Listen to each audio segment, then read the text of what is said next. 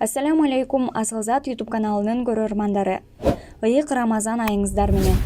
Бул айда мусулмандар орозо кармап, жараткандын алдындагы парыздын аткарышат. Тамак аштан эле эмес, жаман иштерден колду, көздү, кулакты сакташат. Алардын катарында жубайлардын ортосунда дагы сактала турган эрежелер бар. Алардын эң эле маанилүүсү ооз бек убакта кошулууга болбойт. Эгерде кошулуп алсаңыздар, кафарат.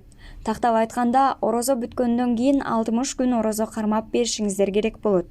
Пайгамбарыбыз саллаллаху алейхи вассалам орозодо атайлап ооз ачкан кишини кул азат кылууга, же 2 ай орозо кармоого, же 60 кедей кем багалды тамактандырууга буйруду. Ооз ачкандан кайра ооз бекиткен учурга чейин жубайлар кошулуп, каалаганынча ырахат ала берсе болот. Эскерте кетчү жагдай, кошулгандан кийин гусул алуу ислам адептеринен.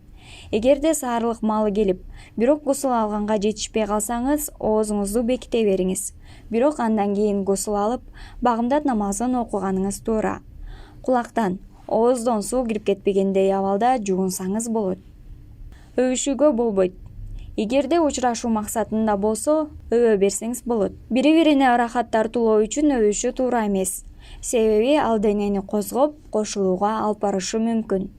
Жубайлар интимдик жашоосун башкаларга айтпашы керек. Бул айымдарга көбүрөөк тиешелүү.